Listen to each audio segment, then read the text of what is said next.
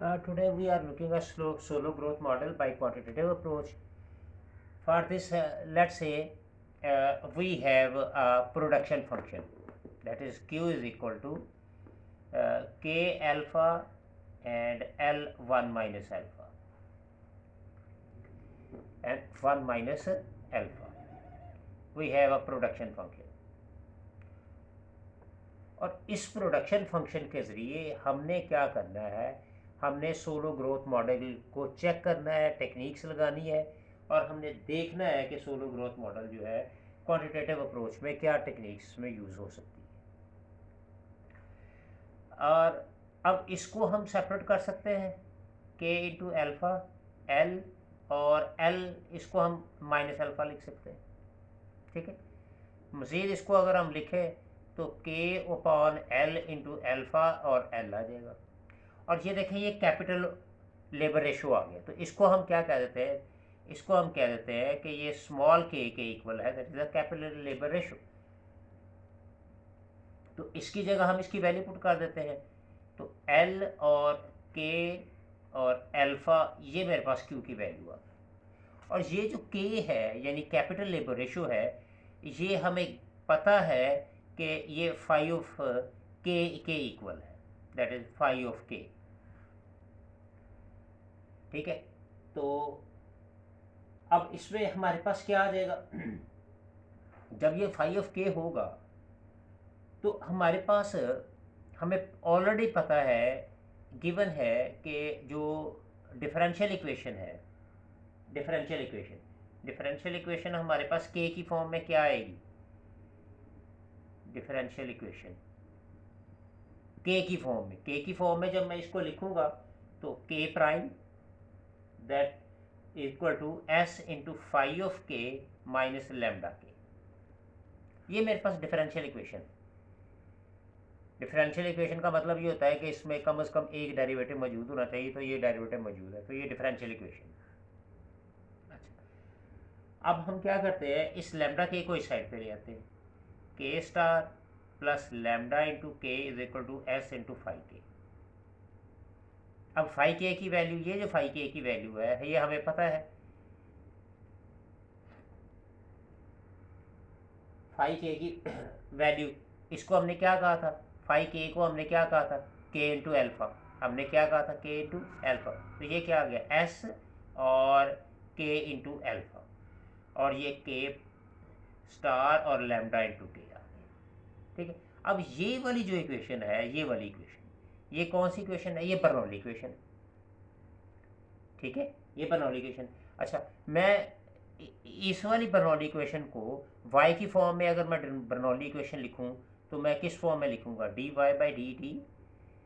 Plus r y equal to t y की power m, ये Bernoulli equation है y की फॉर्म में। ठीक है, अच्छा, अब इन दोनों को अगर मैं कंपेयर करूं, देखें ज़रा, अगर हम कंपेयर करें तो मेरे पास जो r है वो क्या हो जाएगा, r यहाँ पे मेरे पास r लैम्डा आ गया,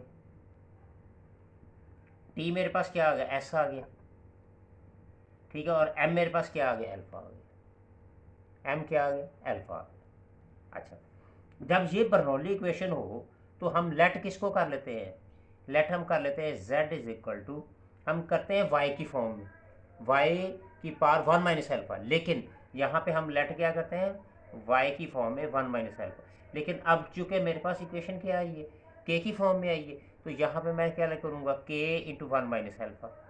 यानी 1 माइनस एम आएगा, लेकिन m की जगह चूंकि वैल्यू अल्फा है तो इसलिए मैंने 1 माइनस अल्फा ले लिया। अब इसको हम क्या करते हैं, हम इसको डेरिवेटिव ले लेते हैं विद रिस्पेक्ट टू टाइम, यानी t के लिहाज से, तो ये D G over D T क्या आ जाएगा। अब इसमें हम पावर रूल लगा दें तो ये क्या आएगा, 1 माइनस अल्फा और के 1 माइनस अल्फा माइनस 1। अब विद रिस्पेक्ट टू टी है तो ये क्या बन जाएगा, डी के ओवर डी टी, ये बन जाएगा। तो अब इसको हम क्या करेंगे, अब देखें ये डी के ओवर डी टी क्या आ जाएगा, ये मेरे पास डी के ओवर डी टी, ये क्या बन जाएगा, ये तो इससे कैंसिल हो जाएगा, तो ये क्या आ जाएगा, ये ओवर में सारा आ जाएगा, यानी इसको हम इधर ले आएंगे तो ये आ जाएगा डी जी ओवर डी टी, तो ये क्या बन जाएगा, ये बन जाएगा 1 अपॉन 1 माइनस एल्फ़ा और के की पावर माइनस अल्फ़ा। तो इसको मज़ीद हम क्या लिख सकते हैं, हम इसको लिख सकते हैं के alpha over 1 minus alpha D G over D T, और ये क्या आ गया डी के ओवर डी टी। ये मेरे पास आ गया, ये डी के यानी कि के प्राइम की वैल्यू आ गई, के स्टार की वैल्यू आ गई, यानी के स्टार की वैल्यू ये आ गई। अब देखिए ज़रा, ये मेरे पास डिफरेंशियल इक्वेशन आई थी। अब हम ये जो के स्टार है, इस के स्टार की जगह हम ये वाली वैल्यूज़ जो है वो सारी पुट करेंगे, ठीक है। तो मेरे पास क्या आएगा, वो इसके सारा रिजल्ट जो है वो इसका हम फाइंड आउट कर लेंगे। तो सबसे पहले हम क्या करते हैं, इसकी के स्टार की वैल्यू जो है वो इसमें पुट करते हैं जी। अब ये के स्टार की वैल्यू यहाँ पे पुट करूँगा तो क्या आएगा, के अल्फ़ा अपॉन में 1 minus alpha D G over D t plus ये लेमडा के वैसे ही आ जाएगा और इक्वल टू एस इंटू के अल्फ़ा, ये वैसे लिखा जाएगा, ठीक है। अब यहाँ पे हमें ये पता है कि ये जो डिफरेंशियल इक्वेशन है इसका कोएफिशिएंट 1 होना चाहिए, ठीक है। अब इसका 1 बनाने के लिए मैं क्या करूँगा, मैं 1 माइनस अल्फ़ा अपॉन के अल्फ़ा से मल्टीप्लाई कर दूंगा, सबको मैं मल्टीप्लाई कर दूंगा। तो जब मैं मल्टीप्लाई करूंगा तो मेरे पास इक्वेशन क्या, तो ये इक्वेशन मेरे पास क्या बन जाएगी, ये देखें ज़रा, ये D G over D t equal to ये क्या बन जाएगा यहाँ पे ये प्लस का साइन था, अच्छा ये तो कैंसिल आउट हो जाएगा। यहाँ इसके साथ क्या आ जाएगा, ये 1 माइनस अल्फ़ा के अल्फ़ा और लेमडा इंटू के वैसे ही आ जाएगा, और फिर हमारे पास आ जाएगा एस और के अल्फ़ा, और ये मल्टीप्लाई करेंगे तो 1 माइनस अल्फ़ा आएगा और के अल्फ़ा आ जाएगा, ये आ जाएगा जी हमारे पास, ठीक है। अच्छा, मज़ीद इससे सिंप्लीफाई करने के लिए देखें ज़रा हम, ये तो कैंसिल आउट हो जाएगा, ये मेरे पास आ जाएगा d ji over D t equal to ये 1 माइनस अल्फ़ा लैम्डा, ये के की पावर 1 है, ये अल्फ़ा है, तो ये क्या बन जाएगा के 1 माइनस अल्फ़ा। अच्छा, तो यहाँ पे ये प्लस का साइन है, तो यहाँ पे ये क्या आ जाएगा एस इंटू 1 माइनस अल्फ़ा आ जाएगा, ठीक है जी। यहाँ पे ये हमारे पास इक्वेशन आ गई कि जो डिफरेंशियल इक्वेशन थी हमारी ये फॉर्म बन गई। अब ये जो के 1 माइनस अल्फ़ा है, ये देखें ये के 1 माइनस अल्फ़ा, तो हमने अगर आप गौर से देखें तो के 1 माइनस अल्फ़ा जो है इसको हमने जी के इक्वल लिया हुआ, ठीक है जी। तो इसकी जगह हम वैल्यू पुट कर देते हैं, यानी जब मैं इसकी जगह इसकी वैल्यू पुट करूँगा तो मेरे पास क्या आ जाएगा ये बन जाएगा plus 1 minus alpha lambda into G S 1 minus alpha और ये D G over D T आ गया। अब इतने हिस्से को हम ए कह देंगे और ये सारा मेरे पास क्या आएगा, ये बी आ जाएगा। अब हम क्या करेंगे, हमारे पास जो इक्वेशन गिवन है, जो कि हमने डिफरेंशियल इक्वेशन में पिछले चैप्टर्स के अंदर भी पढ़े थे, जो कि linear differential equation with constant coefficient A and B with constant term, constant coefficient और कांस्टेंट टर्म। तो उसकी मेरे पास इक्वेशन क्या थी, z into T equal to ये G into zero minus B upon A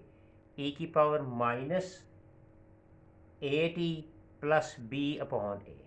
ये थी इक्वेशन मेरे पास, ठीक है जी, जिसमें कांस्टेंट कोएफिशिएंट थे ए एंड बी टर्म के लिहाज से। अच्छा, अब हम क्या करेंगे, ए और बी की वैल्यू जो है वो इसमें हम इसके अंदर फिट कर देंगे कि ए की वैल्यू और बी की वैल्यू क्या है। अब देखिए यहाँ पे ये जी नॉट वैसे ही आ गया, जी नॉट की जगह हम के नॉट लिखेंगे क्योंकि मेरे पास के नॉट टर्म आ रही है, माइनस बी की वैल्यू ये सारी आ गई S into 1 minus alpha upon A की वैल्यू ये आ गई 1 माइनस अल्फ़ा इंटू लेमडा, ठीक है जी, और ई और ए की वैल्यू अगेन मेरे पास ये वाली -1 माइनस अल्फ़ा इंटू लेमडा, और बी अपॉन ए की वैल्यू यहाँ से अगर हम गौर से देखें तो यही लिख सकते हैं 1 minus alpha over 1 minus alpha into lambda. अच्छा जी, ये मेरे पास आ गया जी के नॉट आ गया,